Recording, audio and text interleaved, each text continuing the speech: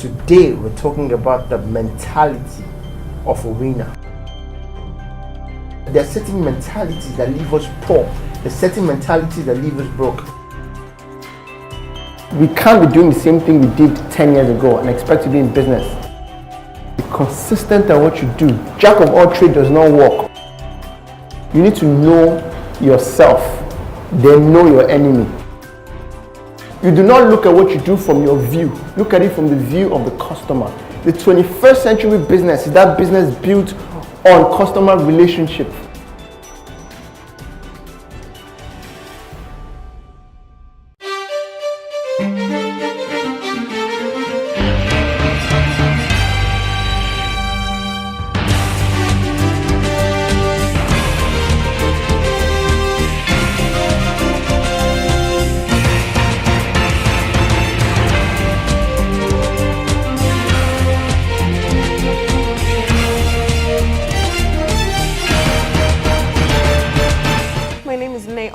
I'm a communications officer for LBS, but I'm actually a broadcaster by profession. When I first heard about the masterclass, I'm a person who naturally loves to learn. Acquiring knowledge is actually one of my hobbies, as strange as it may sound. When you hear the term masterclass, you think, I'm going to be able to master something. I hope at least to be able to master my thoughts. On business, strategy, planning, and possibly the mindset of a winner. My name is Adedoku Ndiemi. I'm a teacher by profession. My passion is in education. I heard about Hexavian on the radio. I find some of the concepts that they come up with very interesting and all. And that was the reason why I came here. It's more about building a brand. That's what this is about, and I'm hoping I'll be able to learn new ways and techniques to achieve that goal.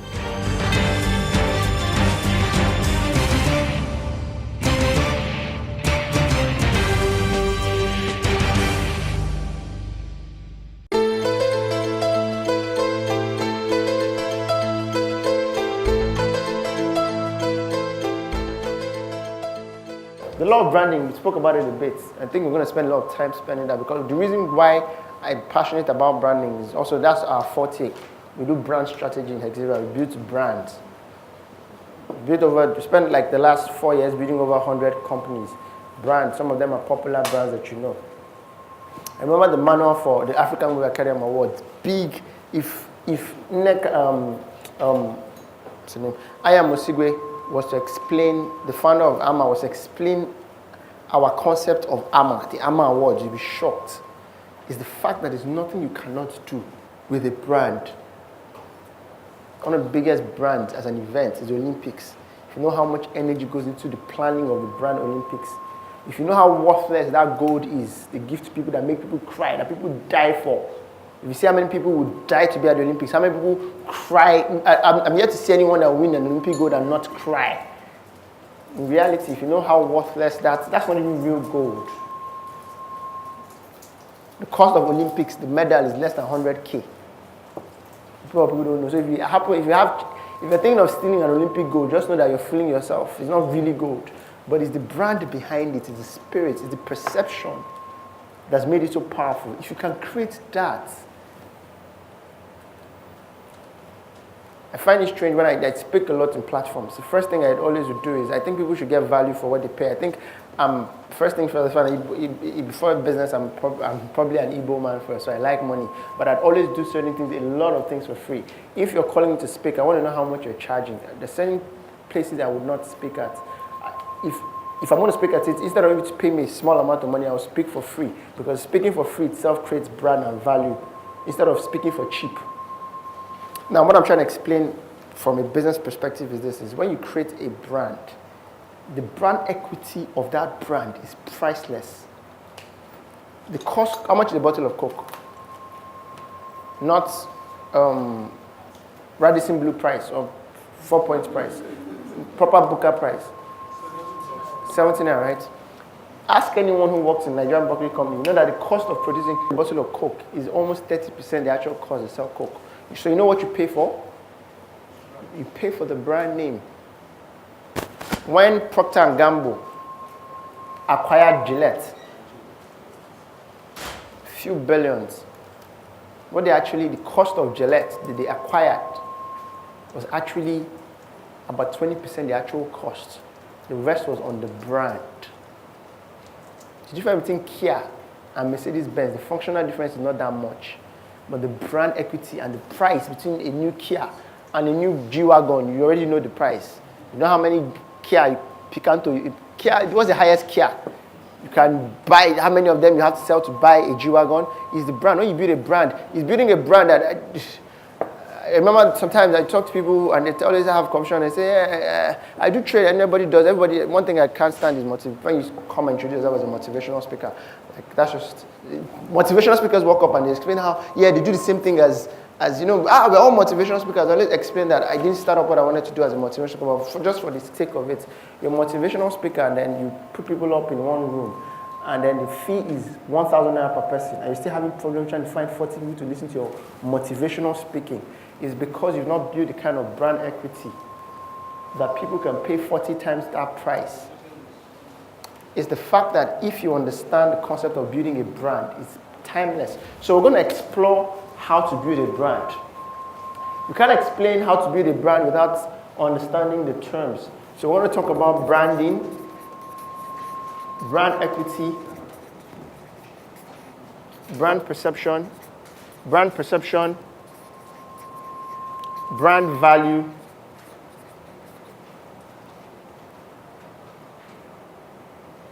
brand attitude,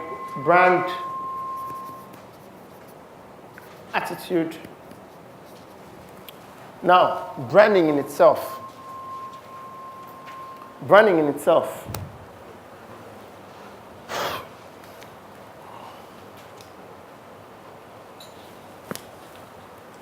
itself says, put simply, a brand is the difference. A brand is the difference between a car and a Mercedes-Benz. There's no difference between a car and a Mercedes-Benz except for the brand name, Mercedes-Benz, right? An artist, the struggling artist, and a band, you probably pay 20 times more than the other guy who performed before him and after him on any show. It is different between a bottle of sugar-flavored carbonated water and a bottle of Coca-Cola. It is the sum of the functional, it's not even functional is the important word. The most important word is intangible assets that the consumer attributes to products and services. Is the intangible, is the non-touchable, is the things you can't touch that makes you a brand, is the experience people have when they interact with you. When you enter into a G-Wagon, you know that experience, that, I've arrived. You see the cockiness of someone driving a G-Wagon. Please don't hit someone driving a G-Wagon in traffic. They don't have to tell you, for when you come down, you know the right thing to do. If you're driving a Picanto, the funny thing about it is the fact that it's the intangible assets. Is the Mercedes-Benz will remind you that they're not selling cars anymore.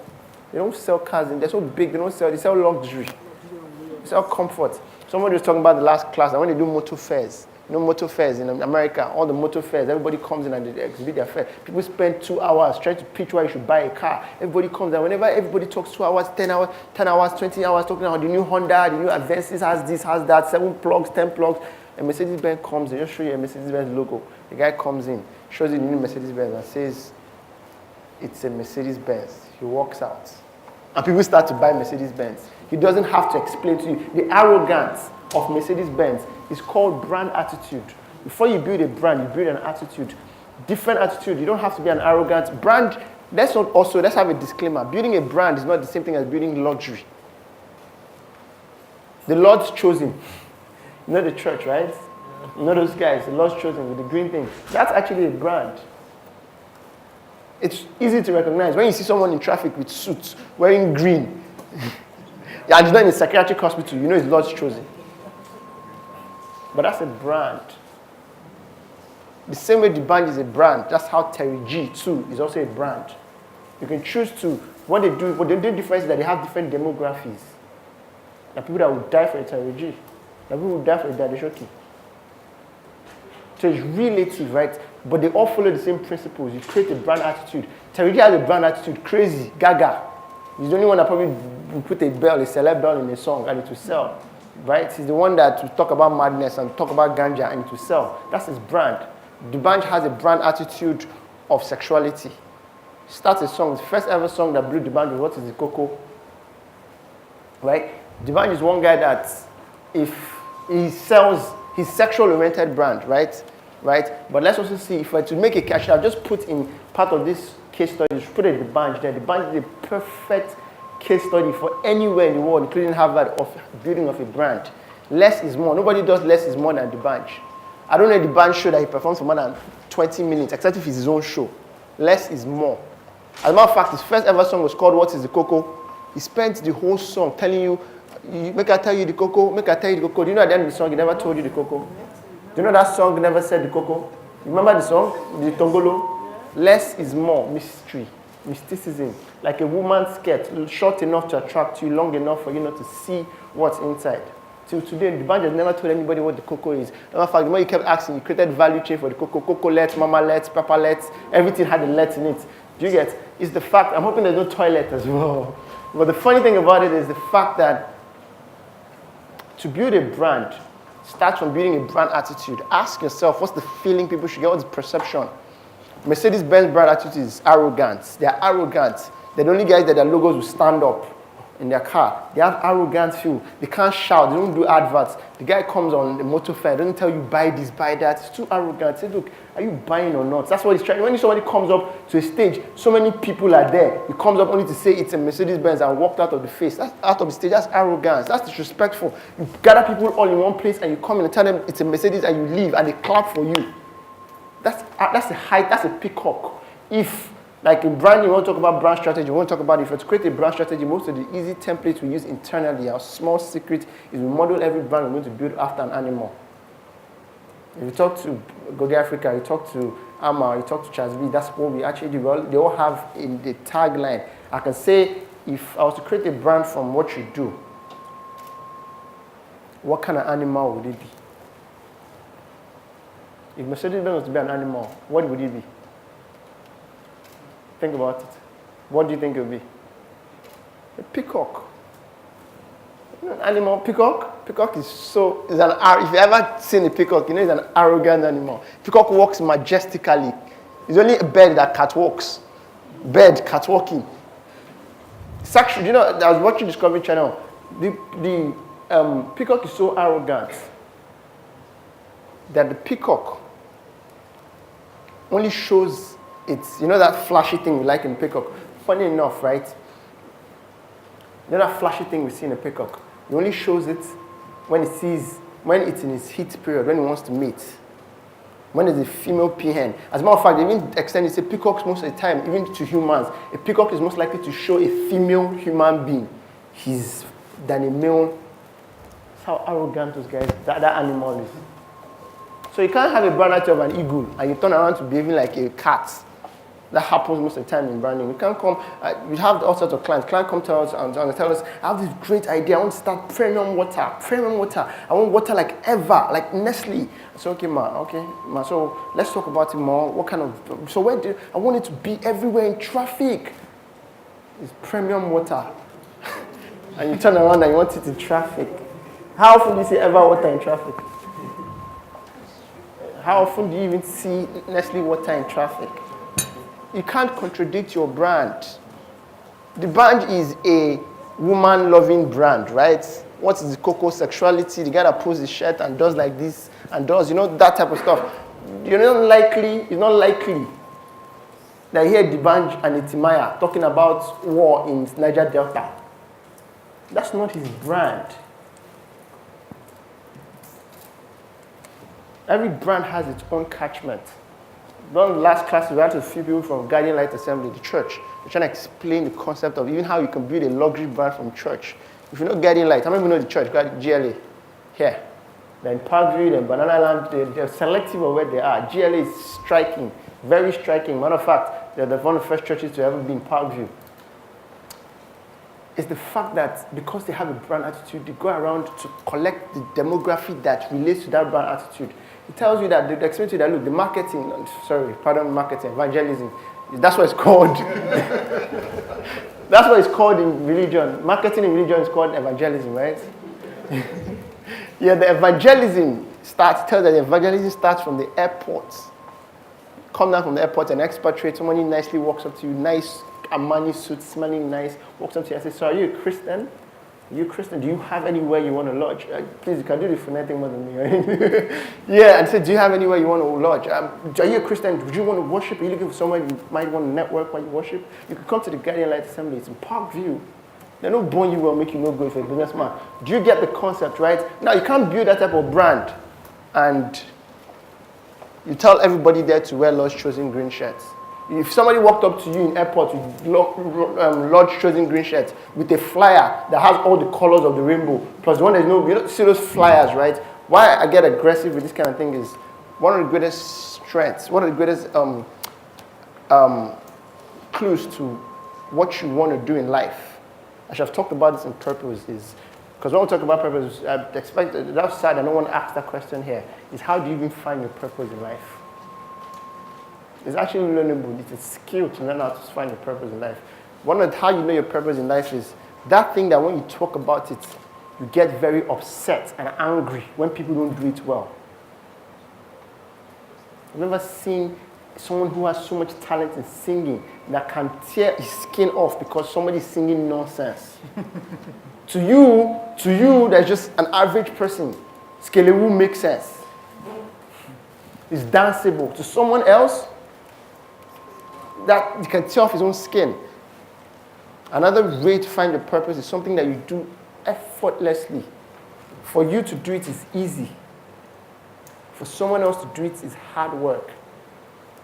If you do a chart and you know these three things and you fill up the space, equals your purpose. You don't need a herbalist. You don't need a pastor to tell you that this is your purpose in life. Something you get angry and upset. See how I'm talking about? When I see a flyer, look, you can give me a flyer on the road and I will call you and I would explain, I would almost insult you subconsciously without knowing because I know what a good flyer looks like. I know what a good logo looks like.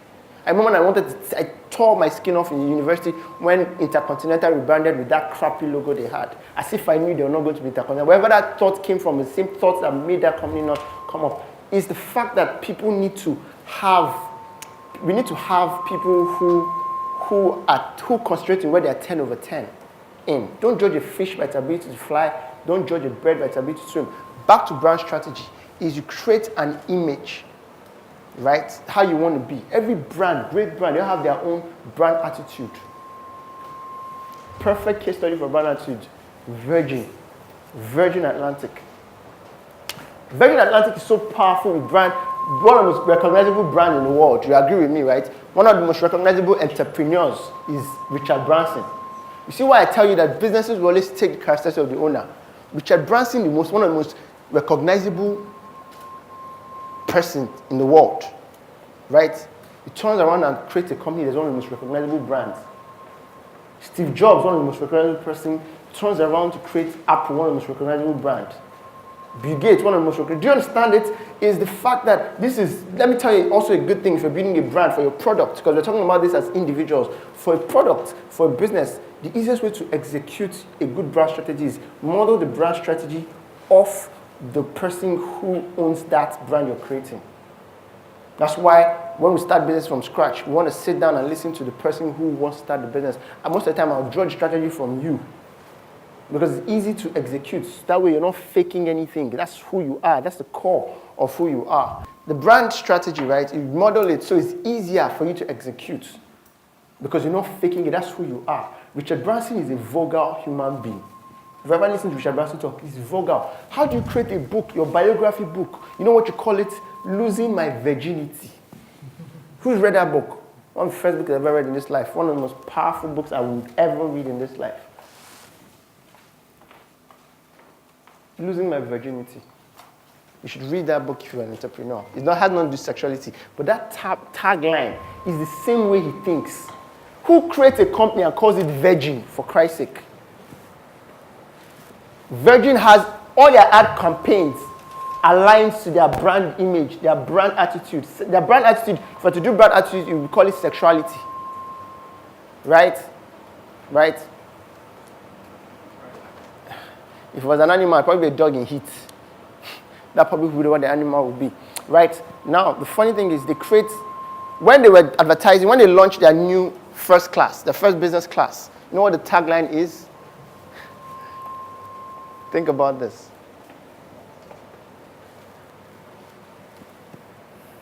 Mine is 2 inches longer than yours. Let's take it one after the other. I'm going to name all of them. Mine is 2 inches longer than yours. Let's not even front. We know what is in our heads, right? But then what they're trying to advertise is the black space in a business class. Theirs is actually 2 inches, and it's actually a few inches longer than the average BA or that concept. Another one is we are better in bed. Do you understand it? When they launched Virgin Nigeria, when the first flight they ever had from Lagos to Port Harcourt, when you drive straight to the airport in Port Harcourt, from Lagos, when you're going to the airport from Lagos, you're traveling from Lagos to Port Harcourt, you see a poster, you know what it says? Who says, okay, first of all, for people, you grew up in Lagos, I do a lot of trading, so I travel a lot. I go to Port Harcourt a lot. Now, every city has its own reputation. If you ever grew up in South, you know that Port Harcourt women, Port Harcourt girls have a reputation. Right? I mean, no disrespect to anybody. Like, they just look at them funny. Like, most Port Harcourt, the oil and gas thing going on there, expatriate, Oyibo. Port Harcourt is that place that is very normal to see a Nigerian girl with an Oyibo man. In Lagos, if you do it, they look at you like, you're hustling. Do you get like, no, do you understand what I'm trying to explain? No, I'm trying to explain the concept, but practically and real life and as raw as you can get. So they knew that perception. Port Harcourt girl tells you that he likes you. Please watch well, very well. Do you understand? But the funny thing about it is, Virgin understands this. This is competitive complexity. You know, sometimes you say, understand your terrain. That's why I was explaining. They understand this terrain. Do you know what their slogan was? First flight. Who says there are no virgins in Port Harcourt? Because they have a reputation that you can't find a 19-year-old virgin. But that's not even what they're talking about. It's metaphor. Who says there are no virgin Nigeria in Port Harcourt? So this is how consistency, they have an image. So they attract their kinds. People who enter Virgin are young, exuberant people who, because let's be truthful, every average, based on the average man thinks about money most of the time, sex most of the time, women most of the time. Whether you're married or not, that's what psychology has said, an average man. So do you know how many people are attracted to Virgin for that? Because you think about any Virgin slogan, think about, now let's go back, let's analyze Virgin from a brand perspective. Brand name. If I say brand, if I draw a tag, let's say we want to profile them, right? We want to do a brand audit. Like let's say we want to do a brand audit for Virgin, right? Brand name, brand color, brand slogan. Everyone understand what I'm trying to do, right? Brand name, Virgin. Sexual oriented, Virgin, right? Brand color. Which other color is more erotic in all the colors of the rainbow than red? During Valentine, do you understand? Red is another name for pornography. Really, if there's going to be a color, right? Is the fact, funny how they call it blue film, it should be red film. Yeah, but the perspective is the fact that these guys are consistent. You can't build a brand without being consistent. It's consistency of Jehovah's Witness that makes them Jehovah's Witness. It's their brand. They are consistent. They are the most consistent people in bugging you. They can do follow-up. God bless you, give a Jehovah's Witness your address. You'll come uninvited, right? And the good thing is they understand and they master that art. Consistency is the greatest asset of building a brand. We don't build brands in this country because we are not consistent. If I do this another 2-3 years, I'll be one of the greatest teachers you can have if I'm consistent. The funny thing is, in the next 2 years, if I get a contract in Abuja, I might leave teaching to go and chop PDP money. That is the exact reason why I can't build a brand, or I may not build a brand. It's the consistency of what you do. As a product, it's the consistency of it. You can't build a product when every single week you're changing your logo color. You're changing sometimes it's so strange that people give you two complementary cards, different color. Like, are you kidding me? How do you build a brand from that? At no point you just say Virgin on top of blue. It's red. That's what Virgin is. That's why a GT Bank will always be orange or white or gray. three colors, they don't go around with blue or red or anything like that. So it's powerful. It's for you to do that.